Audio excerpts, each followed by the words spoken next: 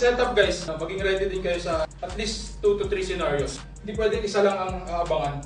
Kasi pwedeng maiwan, pwedeng hindi ka makapag-trade dahil hindi nangyari yung inaabangan mo. Okay, nag-break.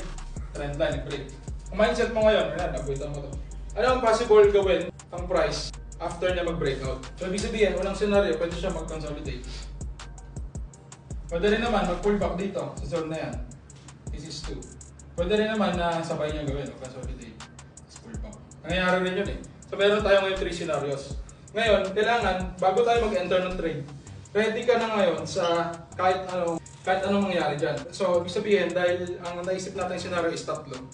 Ibig sabihin, pag nag-break to, nakita mo na. Ang isipin mo ngayon, pag nangyari yung unang scenario, saan ako mag-entry? Pag nangyari naman yung second scenario, saan ako mag-entry? Saan ako mag-stop loss? Ganun yung lagi mo isip. Pag nangyari naman yung third scenario, saan ako mag-entry? Saan ako mag-stop loss? At least, na-ready tayo sa tatlong scenario para kahit